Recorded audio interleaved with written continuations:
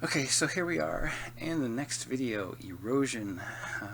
What are we doing in Maya? Well, first I wanted to explain a couple of general concepts relating to some of the things we're going to be dealing with resolution related issues and with iterative approaches. So an iterative approach is something where it takes an action and it repeats the action. So if I were to take this object and say I want to refine, the contour of this shape, and grab this, and I can go ahead and apply, a sort of carving. I'm just beveling this here, and I get a bevel. And then if it repeats that action again, well, I get something a lot more smooth really quickly, but also get a lot more points for it to perform this action on.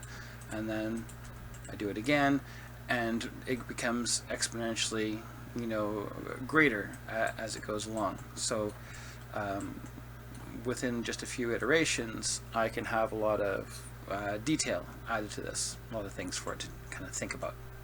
So each one of those things, if they were an action, each action, it could increase the number of actions. So in certain situations, this is what can happen. As you increase the number of iterations done to something, the more things it has to think about. So it's not always the case. Sometimes we may be dealing with something like I've got an action where it's very simplistic. Go ahead and raise a point, and it does 3 iterations. So raise a random point. There's 1, there's 2, there's 3. But if we change resolution, that looks considerably different. Raise 1, raise 2, raise 3. And so resolution-wise, the detail is not the same because it's not the same number of points, and it's not the same number of space in between them. So when you go up in resolution, things can sometimes appear smaller, and they may not carry the same kind of weight or feel that you might have wanted initially. By the same token, we could go with something like raise 30%. So 30% here is still 3, but when you do this, we get a lot more of this happening, and lots of little details all over the place, but again, they look very different, and because it's random, it's scattered all about.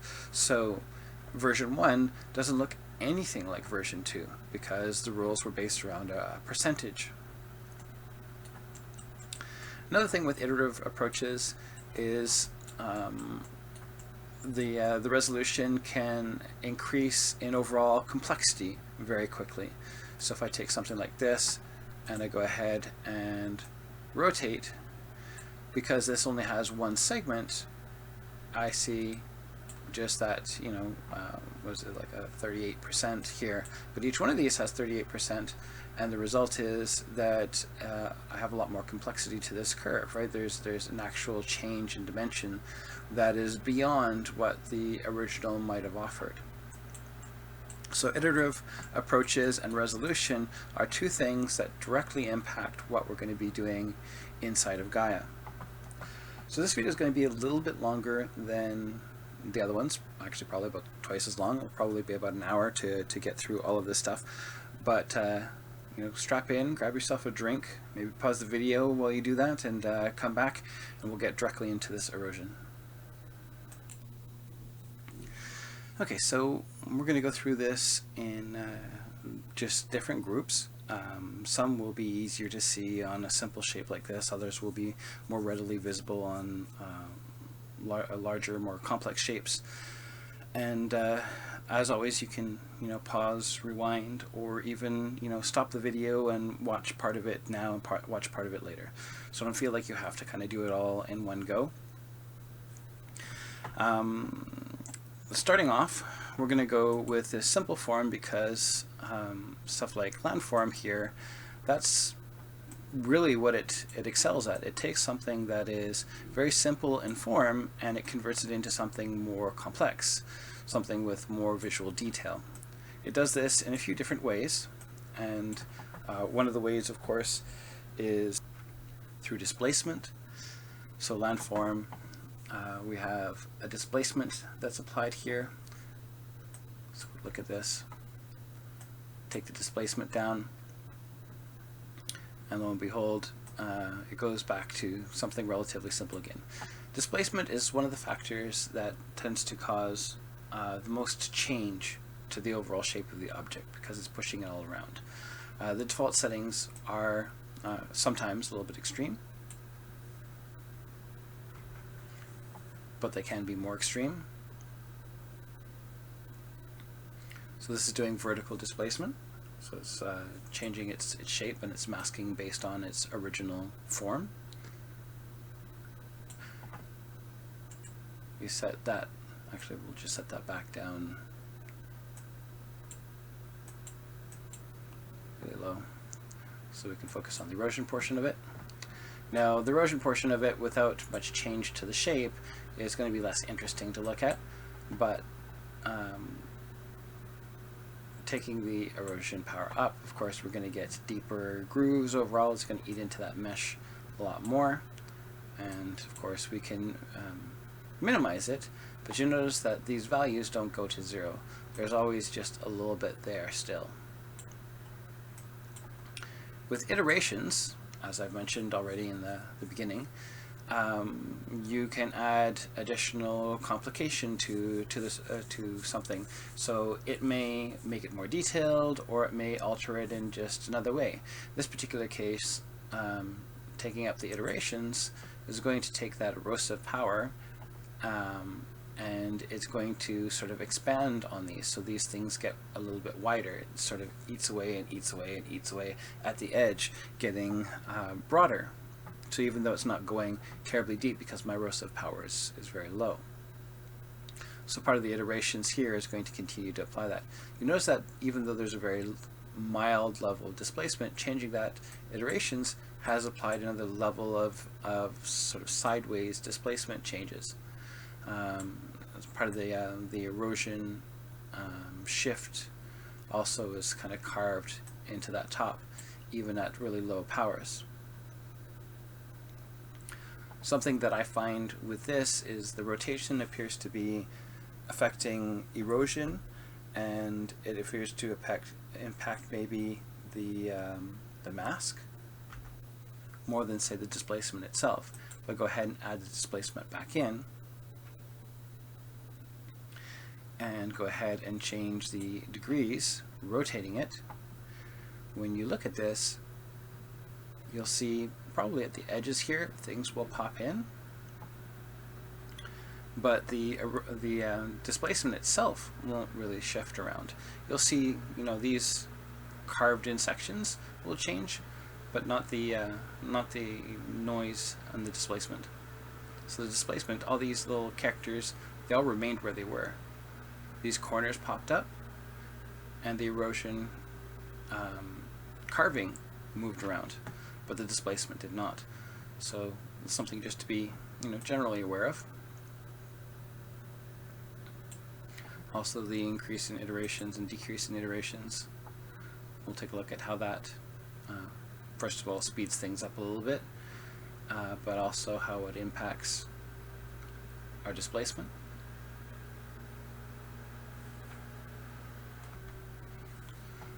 So displacement-wise, not changed, right? That's not something being applied to with the iterations. That iterations is based around that erosive power. Moving on to fold. For fold, we have a few different things that are happening to this object. There's different kinds of actions. And what you'll notice as we go through these, there will be certain elements, certain kinds of actions that are being performed to the mesh that will be repeated by multiple different nodes. Some of these are variation on themes. They're meant for a very specific goal so that you have just the tools that you need. Part of that can be with regards to optimizing a series of actions, or even simplifying something, or just making it, you know, a little bit more logical to your brain based on, you know, what you want to do, and then the terms applied to those sliders and whatnot will make more sense to you, but you will see repeats of these things. So in Fold, I have an overall scale. If I take that scale up, you're going to notice that the noise pattern is going to get more fine, right? It's softer because the scale of the noise has gotten so much smaller because the overall sample of noise has gotten larger. So if you want it more chunky, you want a lower scale overall. I'm going to get rid of that noise element by eliminating the folding for the moment, so that we can just look at the rift. And the rift is a secondary noise pattern which is creating these lines. So if we increase that, we'll go to real extremes so that we can really see it. You can see how it causes this angular chunkiness, this fracturing kind of effect going all the way through, which is quite nice. So if you want to take something that is, you know, already kind of interesting, but you want to make it more chunky, fracture off some different points, you can adjust the rift values in that way. Just bring that back to its defaults, and I'll smooth it off a little bit. Now the folding is, again, another thick noise pattern, and very similar to what we have as a noise pattern in the landform. So I take this all the way up, and it's going to chunk it away in a vertical way, just the way that deformation pattern happens in the landform. So it's a different name, but it's doing essentially the same thing. So folding controls that. Take this back down, and now we have midpoint, range, and angle. So let's take the midpoint all the way up, and you'll see it will change the lean of this. So I bring it the other way around, you're going to see it lean the other way. So that controls our lean of our secondary noise there. If we change the range, I'm going to go down because it's going to cut deeper in. And if I went up straight away, there's a limit, there's a distance to which it will show up because this is only so high. It's being elevated further by using the elevate function, which is taking this original node for height information and pushing it up, and that gives an opportunity to slice it off a little bit more easily. So it raises all the values, and then with this range, of which there's currently too much, I find that area within, say, here to here, I can use that and then slice down, and the further down I go, the lower that slice will happen. And then the angle, of course, you've probably guessed by now, is change the direction. So it's just rotating that around, right? So taking the angle that it pushes at. And then of course the seed just changes the noise patterns and the way that it handles that. Moving on, we have Fluvio. Fluvio is a little bit difficult to see. It's not a high impact kind of thing. It does have a cost to it, and it can be higher impact if you play with things like granularity, which adds rocks to the surface. I have to click apply. Some nodes will have an apply button where they figure that they take a little bit longer, and others won't, where they figure they're fast enough that they don't really need that. So if we look at this, we see, you know, different size sort of noise patterns blended together to create this rock. And once it goes to an absolute zero, like a very flat region, of course it cuts off. So if you don't want that, all you have to do is add just a tiny bit of detail, a tiny bit of angle. It could be like a small, a small impact Voronoi or Perlin or something like that you add to this in a very low amount, just to give a little bit of shape to this lower region, and that will spread out. Let's set that back down.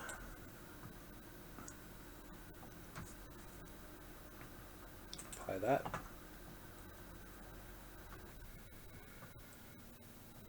So duration is how many times it's going to apply that. If we increase the duration, obviously we're going to have a bigger impact. So we can see that there. Streaks are a little bit longer. The detail is a little bit more intense, but overall the change is still relatively subtle. Changing it back. I get a much faster response. So changing that duration has a cost because, again, it has to do the action multiple times in a row. Changing something like the power also has a cost association to it. I'm going to drag that all the way up, 600 here. And what this is going to do is make this pattern more intense. So that took a little bit longer to perform than, you know, the lower power version, but not as much as duration has applied to it, because again, it's really only applying it in essence once. It's just doing it more intensely. So there's more to consider there. So it's a little bit deeper, so sometimes it might be more acceptable to go ahead and increase the power than, say, the duration if you want more. We also have this baseline, which is I guess the base length, and it's the length of these individual scratches that are in here.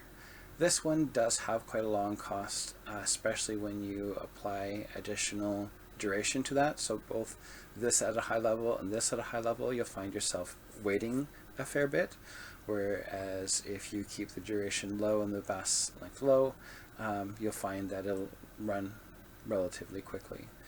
So I'm not going to turn this on. All it is going to make these appear longer, but they're going to be essentially in the same place. Radius, on the other hand, we're going to take this all the way down, because that's going to help you see what it does. And I'll just reset this back here. And see how quick that was.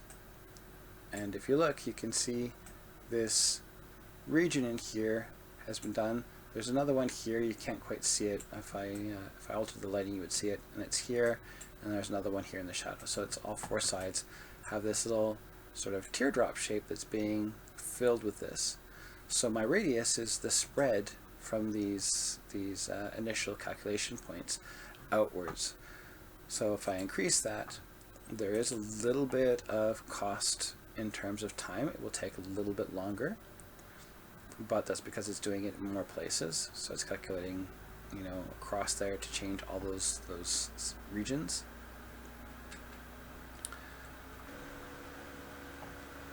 So there we go. They're going a bit longer. They're covering this whole space. And there's, like, you know, very mild areas where the overlap, you can kind of still see it, but on non-simplistic shapes, because this is not really the ideal shape to apply this to. It just happens to be the ideal shape for me to show you what it's doing. So this can be applied to anything. Okay, moving along to random. So we'll take random up. Like that. And what you should see, in fact, we could probably take the radius down.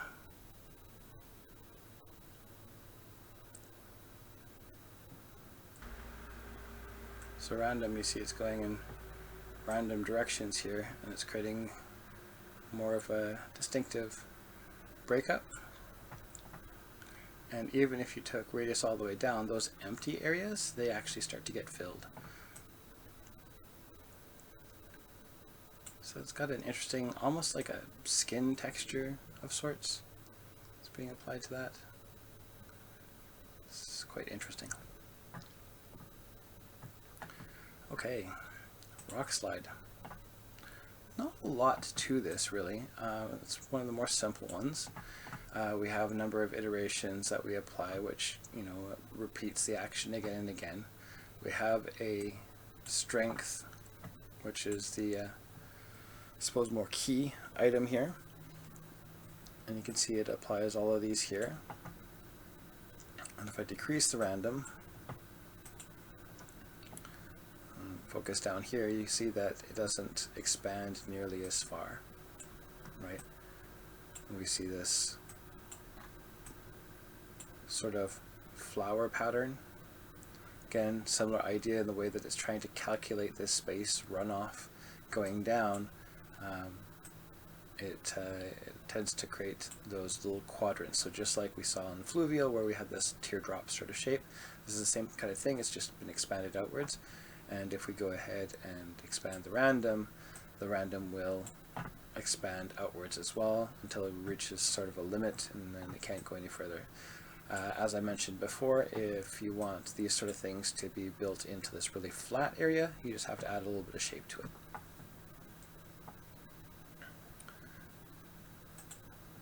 So moving along, it's going to try and build this while I move on to the next one. So I've taken a terrace and applied that here. And going to this, I'm actually going to change this terrace. I'll make it steeper, so that. This is going to make this stuff a little bit more obvious. So what we have is the intensity and the sort of reach or width of sorts for this. So this is the sort of the width of the effect, and these sort of go hand in hand. As I bring one up, I should bring also the other up in reflection to that. And you can see it starts to melt the top, and this is looking like a nice little multi-tiered iced cake. Yummy. If I go ahead and invert that, what we're going to see is a change where instead of melting these tops here, it's going to melt this barrier in between. So if I just increase that, and then also this to go along with that, we'll notice a sort of broader melting of that area. So this may not be the ideal shape upon which to put it, just like, that wasn't the ideal shape for Fluvio. These are just making it the most obvious so that you can see kind of what's happening with these things. And then when you apply them to other surfaces, you might have an idea. Where if you see things you want, this little area kind of filled in the gaps, you know that you're going to have to invert. Whereas if you want to melt the tops, you're going to leave it off. And if you find that it's melting too much, you want a smaller region. It's not just the amount that you play with, it's also the dispersion. So how far out do you want it to happen, and then how intense should that occur?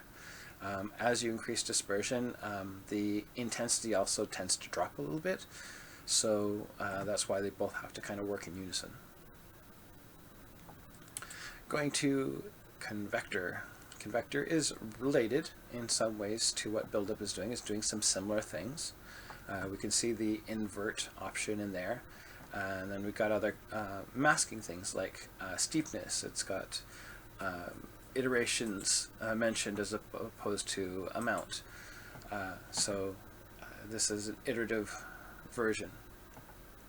And then we have a strength, which is similar to what the amount is, and a cutoff zone, and then there's this add and remove thing. So what is this all about?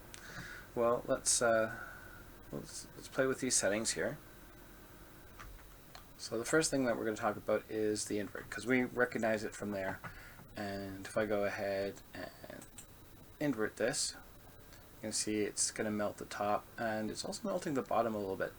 But we have this steepness factor right here. So if I take this steepness factor and I go all the way to the other side, what you're going to notice, it's going to lose detail.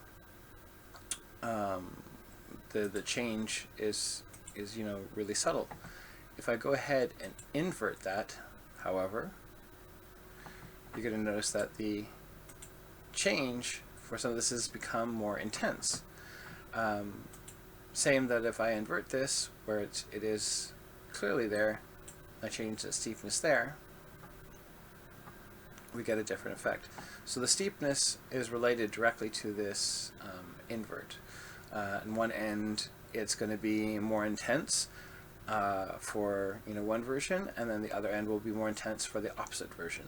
So depending on which one you have determines which direction you should be dragging this to get more intensity off of it. There's some other factors in that it has a process, so let's just let's mid this out or something so it's even between the two of them, and we will increase the overall strength that applies this so that we get that, and we'll increase the number of iterations, which is going to make it take a little bit longer to calculate because again it's repeating the same series of actions over and over and over again. But with that we'll have an opportunity to see what it's doing.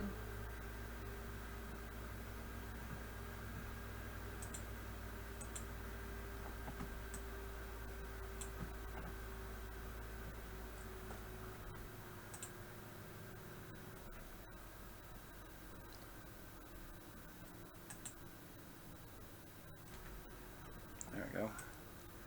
So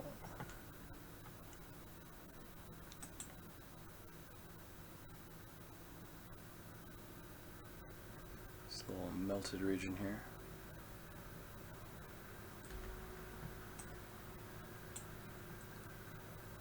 So we're going to click the add feature, turn that off. And you see this area that's been added to has been taken away. The same token, if we put it back on and click the remove, taking away the remove option, you notice it adds even more. What's happening here is, in order to create this, I guess the evenness of this area of information, it's doing something beyond a certain point and then cutting back based on those same set of filters to get us the final form that we see. So now we're going to play with the cutoff. We're going to cut back on the shape a little bit. Just do it a little bit. You can see what that's done. And we wanted to go a bit more. You can see how that's affected it. So it's gone from a smoother range into something a bit more sharp, and then it gradually is sharper and sharper as it goes along until eventually it's just as sharp as this. Now this thing, it doesn't work as well with really flat surfaces. So in order to get a better impact off of this, I would need to turn that off and change the steepness like this. And then if I went to this, you're going to find that it responds a lot differently. And that now all these regions are now all being affected rather than just a singular. It needs a certain amount of angle, and it just happened to find something within that range in that area. If I go ahead and invert this,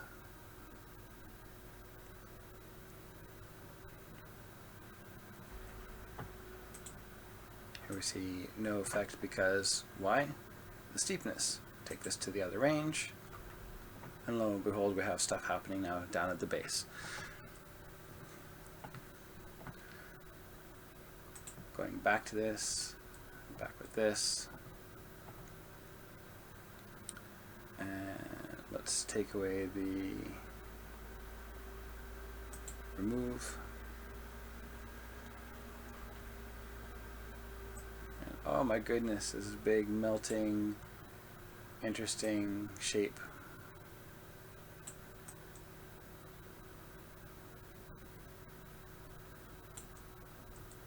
So again, working with something like this, with something like maybe Stratify, you would want to try and find a way to soften it first before going into the convector to try and, add those little bits of stuff on top or down into the crevices to try and work in that range. But it is an interesting tool, and produces some interesting results. We'll look at a different example of this a little later on.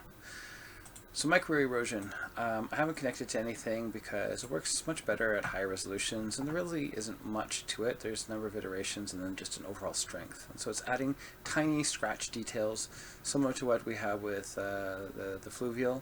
Micro erosion adds tiny details to more high-res meshes. Moving along, let's go to the coast. So for the coast, I've brought in, let's pick this up, brought in this mountain, and let's step back a little bit so you can see this. You can see this ridge here. So the intensity is building it down to get that flatness. And you can determine how flat you want that to be. If you take it all the way, it's perfectly flat, but we know what kind of cost that can have in terms of other one of these eroders and other things. In terms of adding detail, if it's perfectly flat, it may not always work, so you may want to hold back on 100% and use that to your advantage to keep some detail in your beach area. Of course, you have control over the beach size, so you can make that smaller, and what that does is it will bring back the mountain that's present there while creating this pathway. So the more you eat away at that, the more you eat away at your mountain. And there is a transition zone, so let me just increase that beach size for a moment. And if I take down that transition zone,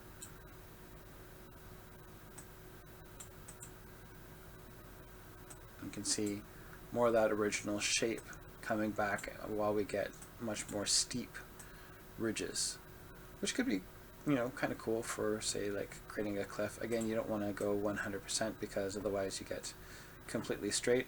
You always need a little bit of angle there in order to make a good cliff face off of that. You could maybe apply a little bit of stratification into that lower region and come up with something cool.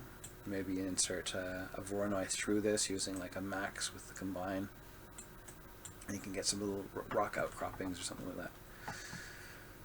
So that's the beach size. So that transition is just really kind of like the zero borders, right? It fades inwards, and we get that smoother result. And then of course the water level is just the height at which that beach occurs.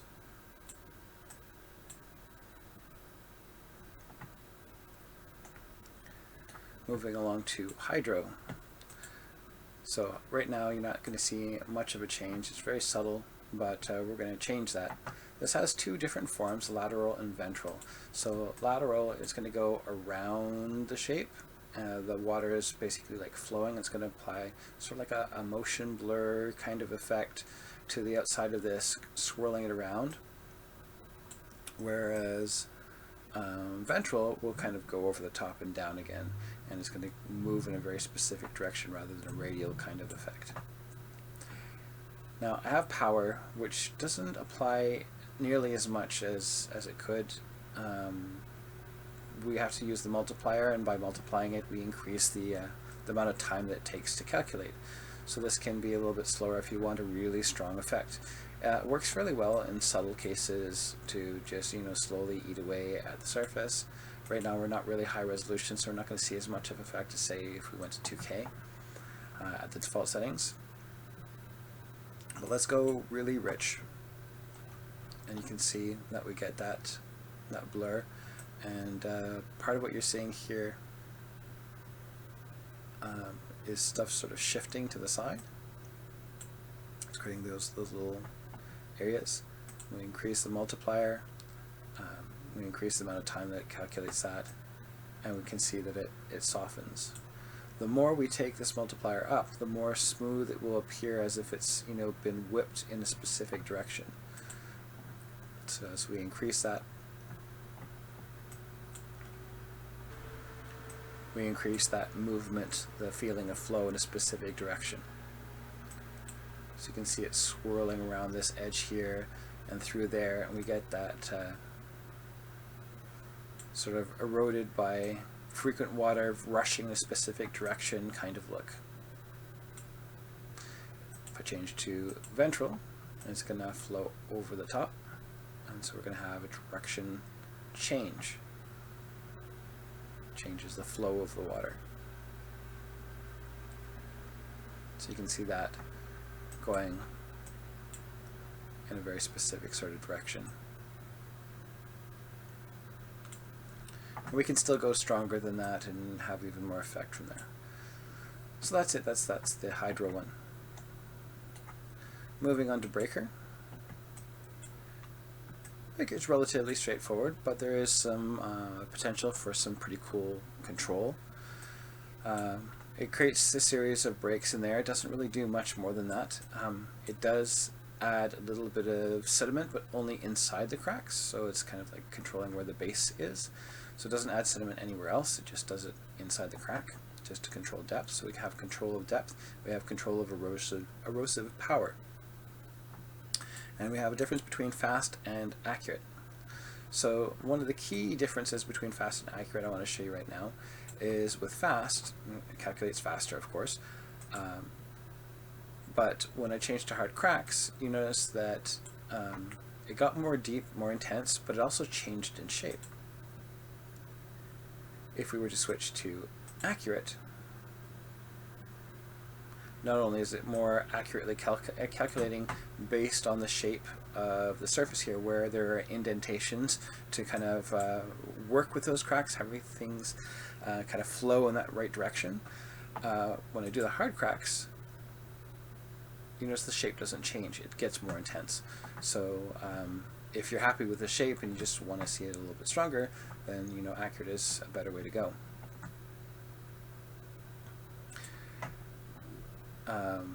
So my depth is actual depth. My erosive power works into sort of width, and then my duration is more like softness, but it has to apply with these things. So again, iterative approach is the idea of a kind of carving away and carving away and carving away, each time sort of expanding what is already there. And in this particular case, it creates sort of like a rounding shape. We have the river length, which is in these lower regions here, just kind of casting that out. It should fill in these regions near the base a little bit further. Well, this one got more intense. If we increase the duration, chances are that we'll go a little bit further. So just go ahead and increase the duration just a little bit here. And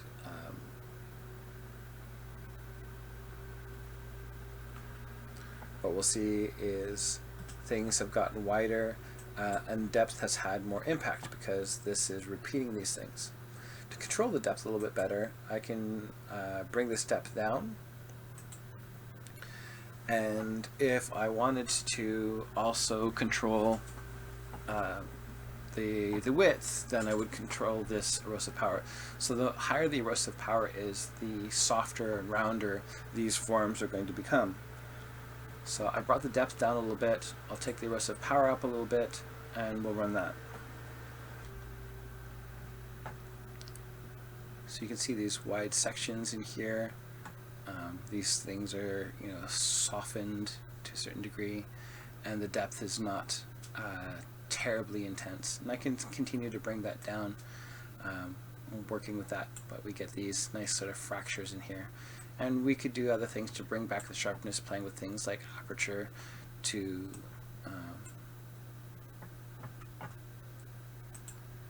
say contract that.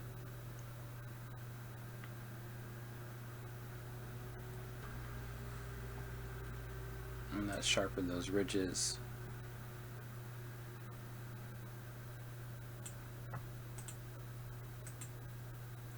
Though at a cost of it kind of pushing it a little bit more.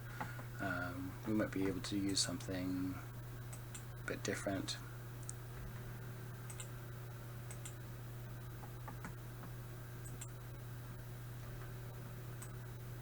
So yeah, that's sharpening the ridge here. The main ridges, the big shapes, but not these smaller shapes.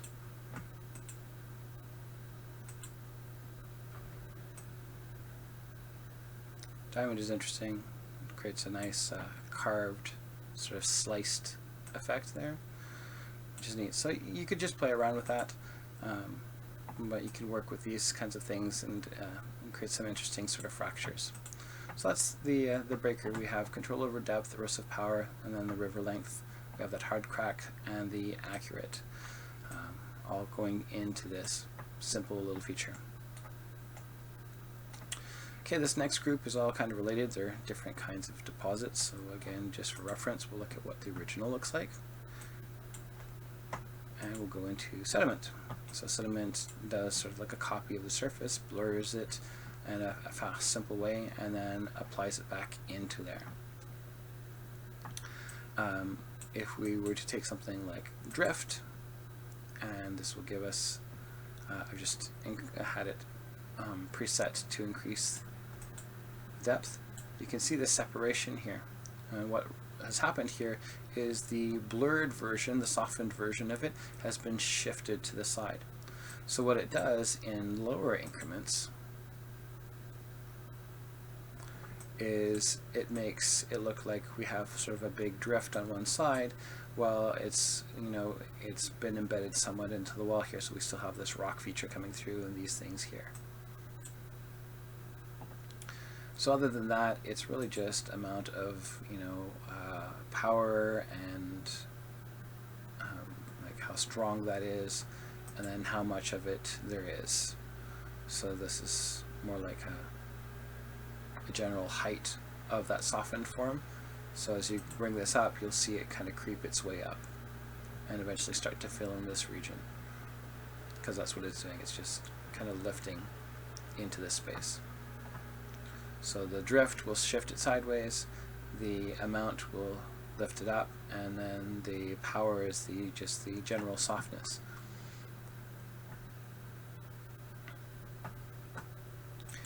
Moving along to alluvium. So between this and this, you can see it's subtle. You can see these little sort of scratch marks being produced. That's part of it. That's the chaos element in there. So if we were to increase the chaos element, what we would see is a stronger impact of those little hash marks through the shape, which come from the creation of this sedimentation. So you can see it's stronger, sort of like a sandstone or that kind of effect across there. I'm just going to reduce that back, and we'll play with some of these other features. Okay, so the iterations have a time cost. The more that you have to perform these actions, the longer it's going to take to perform the whole thing, but more impact it's going to have on the surface. We have a hardness. This is a hardness of a rock. It's the desire for it to preserve its shape, so it doesn't want to change, meaning that you'll get mainly sedimentation towards the bottom, whereas these upper regions won't get much in the way of that. Then we have an overall intensity. So if you maximize the hardness right now, you're not going to have any change to the shape. If you, by contrast, you took the power all the way down, you also wouldn't have any change in shape. So these are two relationships. One is like full-on masking, do nothing, whereas pull back on the mask and, you know, do a little bit of something. And then the intensity of that, you know, do it full strength or don't do it at all. Moving on, we have sediment and flow. So for this to work out really well, we're going to have to add a little bit extra here, bring this down, and we can go ahead and add full-on sediments, and then we'll take them away. So you can see here the sediments are filled in, and if we go ahead and take away that sedimentation, we won't lose everything, but we'll lose this big kind of soft bit. So what I mean by us not losing everything is if I click back to the mountain here, you notice that there's some shifting to the different zones, and plus there's also these scratch marks that show up relating to the chaos. Right, so if I were to take that chaos all the way down, the scratch marks for the most part should disappear. Oh, God, that goes down to 0, so they should vanish. And they don't quite, but that's okay. So that's the detail probably in the sediments then. We're just going to drag the sediment back up, and we're going to show you how flow works. So flow is essentially controlling to a certain degree how high up the form it's going to go. So if I take my flow, say, all the way down, you can see it's creeped all the way to the top here. And if we take that flow all the way up, it then slides down into these lower regions here. So there's just a little bit of gap. It's not super intense in terms of how much it changes things, but I mean, there is a change. Let's go ahead and, just for fun, we'll blast the chaos. You can see that breakup pattern both on the rock formations as well as here in the sedimentation. So just the breakup of everything, adding that roughness. Moving along to deposits. Deposit also has a flow and sedimentation and iterations and chaos. So the key difference between the two of these really is that hardness, the ability to control things based off of masking it for the rock. but the key difference for this one is that it does all those same things, but it does them in greater degrees. So we blasted that chaos all the way up just for fun. Let's see what happens when we take the chaos on this one all the way up. So a considerable difference, right, in terms of what it does. So there's a little bit of masking going on in terms of applying this noise. It doesn't happen in these flatter regions, just like we're accustomed to with several of these other nodes. It happens in these sideways ridges, and it's creating an interesting pattern. We could probably erode this and get some neat detail off of that. And then flow, again, sedimentation, all these things are factors that go way above. So adding additional sedimentation here, let's take the chaos back down to nothing. It'll go ahead and quickly rebuild that. And you can see it's a huge bulging formation of that. So to get something like that from here, I would need to increase the iterations quite far, and it would take considerably longer to be able to get that, and I would still get this same bridge artifacting that we have here. So overall, this deposits is working faster. You can ignore this right here. This is just a glitch that'll be gone in a nearby version.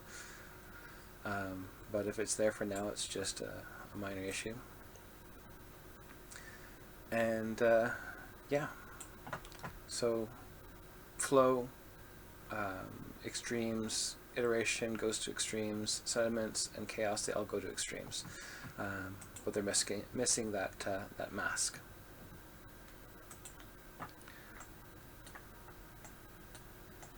Stratify. So stratify, as you increase the value, will change the size of the strata. So strength is kind of equal to size. The smaller the size, the smaller the rock forms. The larger the size, the larger the rock forms. And it'll depend on the shape that you're working with as well, which will sometimes create less or more large shapes. It's, based on to a certain degree angle initially, and it produces something that's more interesting than, say, terracing. So terracing would be good for, say, rice paddies, where everything's been built very evenly all the way through. We expect to see that, whereas this is more along the lines of, say, like a canyon space where things have been broken and fracturing over time, and so there it's very uneven in terms of all the different sections that are up and down. You have substrata, but substrata is basically a repeat of this. It's just slightly offset. So if I add substrata in here, you'll see like the shape in here will repeated just slightly below it. So you can see it's been fractured, and you can see how like one section has been broken into another section. So it gives you just a little bit more breakup. And again, many of these things, as we talked about at the beginning, when you change resolution, a lot of other things about these change. Strata is one of those where the details will become much smaller. So at a lower resolution, I go ahead and take this to its maximum strength. I'm going to get fairly large shapes. I go up to 4K with this, and those shapes won't get that large. So it may necessitate doing things like going off, baking out at 1K, then taking it back in to continue to process. So if you like this shape, you want to work at this at a lower resolution, bake it out at a lower resolution, and bring it back in with the file node, then continue to process it from there. Same kind of thing with details of things like erosion and breaker. Those also will change significantly with resolution size. So here we are, erosion, snow, thermal. They're all kind of the more complicated versions of the erosion stuff in this entire set. And erosion is pretty exciting. I'm sure by now your brain is getting a little bit tired because of all this information. We're at 49 minutes here, but there really isn't anything quite so cool in most other software. There isn't like that make cool button that you can just click something and it's like, bam, that looks awesome. But a lot of these things in this erosion category are that, and erosion is one of those key ones. It's the one that it's your go-to. So you take something that looked, kind of cool. It's pretty decent, right? And then you do that, and it just seems so much more real. It's got a greater sense of scale and detail to it. It's just awesome. So how does this stuff work? What is this all based around? First thing is there's two types of erosion that are happening to this. There's these smaller curves, like these things kind of carved out of it, and then there's the bigger scale erosion that occurs that digs into it much deeper. So rock softness deals with those larger shapes, and those larger shapes change very distinctly based on the seed. The smaller shapes, those are based more on the formation of the object, so they're the ones that are going to change the most. And your masks, when they come out, they'll be heavily based around that stuff. Like your flow map will be heavily based on the shape of the object, or its subcomponents anyways. The larger elements of this with the same seed, so if it's still the same form, but I took this mountain, say, through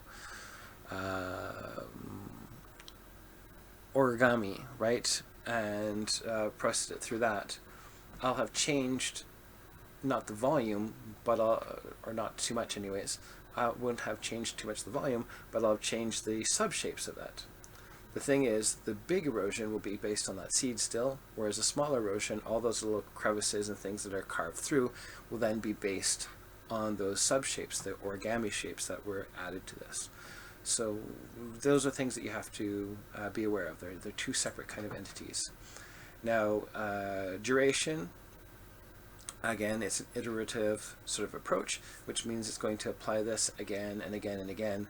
And if you want those effects where things are making these sections of piles of dirt, sort of arrowhead shaped piles of dirt going all the way through, you want to increase that duration. That's how you're going to get that. I'll show you an example of that in a moment. But this all comes from rock softness. So if I take this rock softness and I take it all the way down, go ahead and apply this, what you're going to see is we have these crevices that still remain, but a lot of that other eroded shape is gone.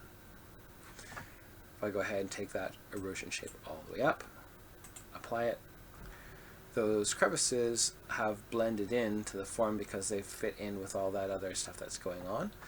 But we get all these little, like I said, sort of like arrow shapes into another arrow shape, into another arrow shape, going all the way down. And that will just increase as we increase the duration. So let's increase the duration. So increasing the duration, we lose a lot of overall volume, but we gain these deep channels and this kind of repeated arrowhead shape through the form, which gives a very distinctive kind of look.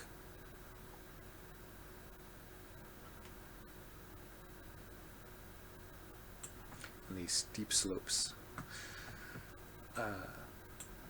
So moving along, let's set that back and set that back and apply. Go back to this. We have a strength. Apply that strength. And what we have is much more rough in terms of how it's broken up. So very similar shape, but much more rough, more grainy. Drop that.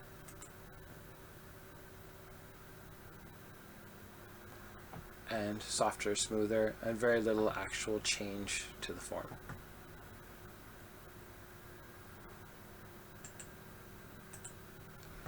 Set that back. So affecting these things, down cutting, I'm going to take that, apply it. You're going to see those grooves go deeper. So they really kind of charge through there, but it's faster than what was happening with this duration, and then getting yet another kind of similar shape, but I haven't lost as much volume here.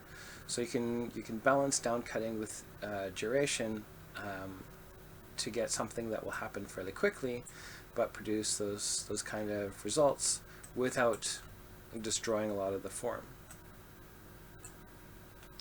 We have the inhibitor.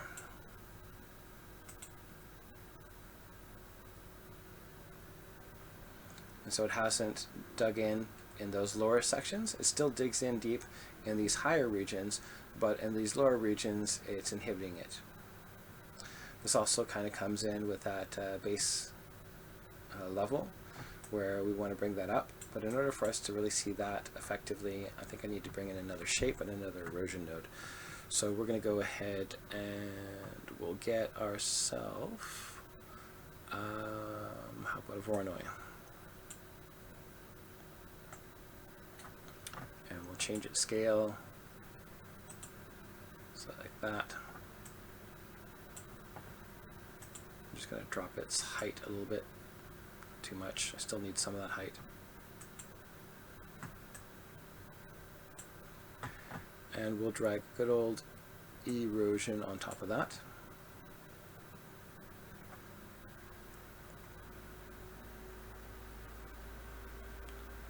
And clearly this is, it's not enough. We need to go really crazy with it. So let's go ahead and we'll grab a lot of erosion.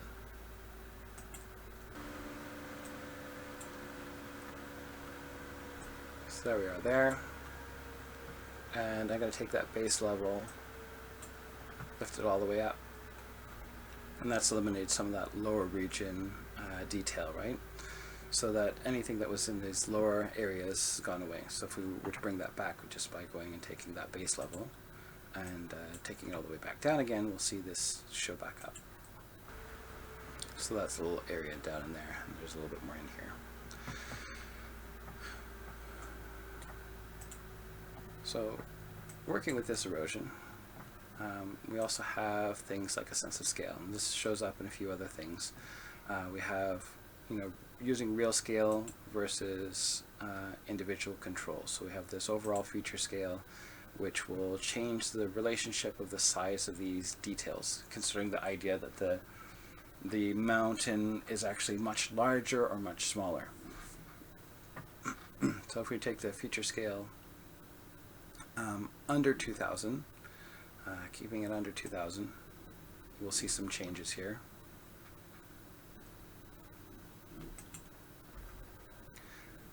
And if we went even further down, you can see how that looks, right?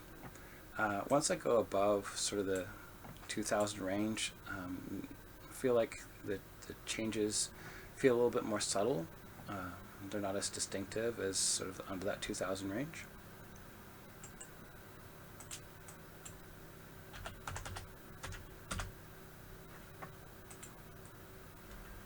So between 2000 and 3000, right?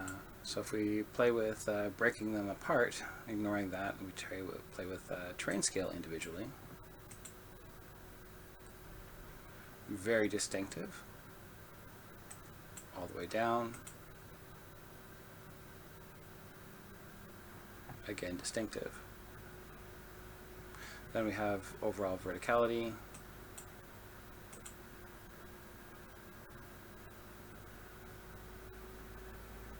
Versus what we had there.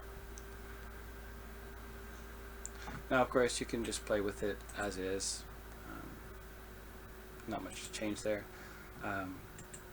We set these to what their defaults are. Apply that. Should have something close to what the real world scale produces. It's a little bit taller than that. Moving on to flow, we have volume.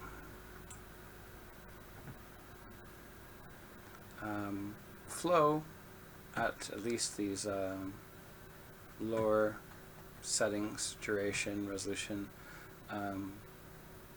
There's more impact, I feel, from when we switch to linear or parallel, but we'll do this initially.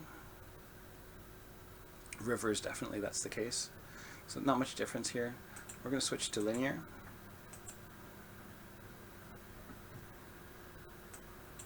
Which is a little bit faster. And you can see the change more distinctly. And then debris. You can see that there's more randomness there, like things are moving around. If we bring in the rivers, just set them at a full depth here. And inhibition.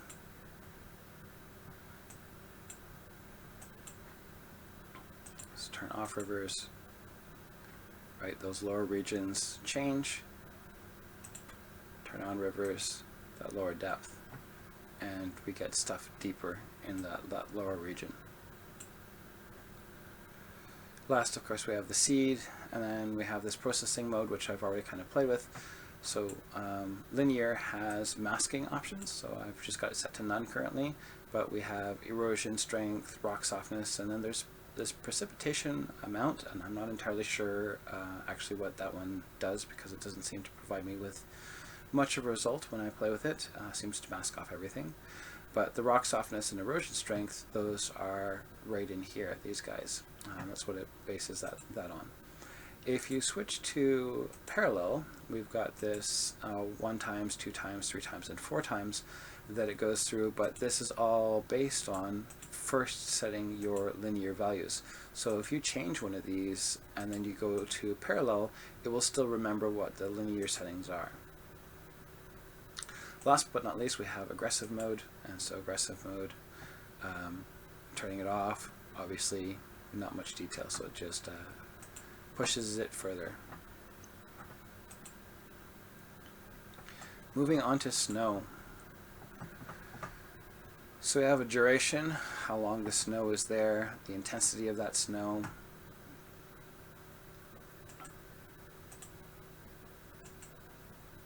These are all good. Increase the snow more and more. There we go. Intensity. Take that duration down. Right. It's just essentially applying like a blur to those regions. Settle and thaw, if we take that down, it should climb up further. If you take it up, it should climb down. So it kind of flows downwards. You see that downwards flow that happens. So it leaves this stuff up here, and then it just kind of comes down. We can see that rim producing at the base there. If we go ahead and melt this, we're going to melt too much. We're going to notice that it sort of shrinks. It shrinks into these regions, so it melts from the base and the top and kind of filters in, and it takes in some more of that surface detail. It becomes more crunchy. And then we have the snow line, which as you bring it up, snow line is where does the snow actually stop. So snow typically generates at the top, and if we go ahead and raise that up, again too far, you can see now it's slowly creeping down the mountain. So that's my height, where snow generates from. Now we have again scale related things. It's very similar to what we did with erosion, so you can play with those if you want. We have our slip off angle. As we take it up, the snow sticks more towards the top. If we go down here, it will smooth out and kind of rest down in this lower region. Let's reset that. The adhere snow mask, let's raise that up, and kind of bunches together a bit more, and then as we take it down, it separates a bit more. And then we have some things relating to the mask output. So the output here, how do you want that mask to come out? Do you want it to have depth information in it? Do you want it to have a soft mask? Do you want to have a black and white mask? And then do you want to use the snowfall mask or the melt mask? based on this information here. So that's that. Now, a bunch of these things exist inside the thermal as well. A lot of it is the same kind of idea, just different names. So if we change the talus angle, it's going to calculate that, just not quite as fast. And you're going to see it slides down the mountain. And as we take it up, it will slide back up.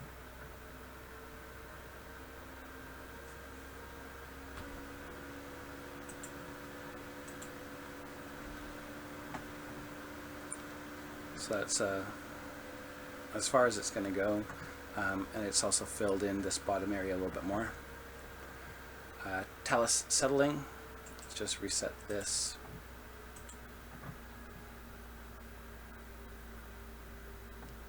So that we can see that base a little bit stronger.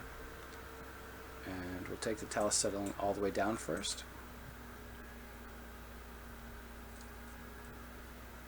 So you should be able to see the edge a little bit more. And so that edge became a bit sharper. And as you take that out, it'll smooth out that transitioning edge. Anisotropy. We're softening this thing. The talus really hasn't moved, but we've softened this. Take it down. And all those ridges become sharper. So that affects that. And then we have an overall strength and duration, so obviously taking up the strength is going to intensify this.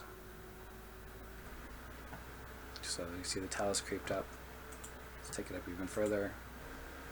And it's raising higher up there. And then the duration works with all of these things. That's the iterative approach again, so you're going to see all that stuff go in there.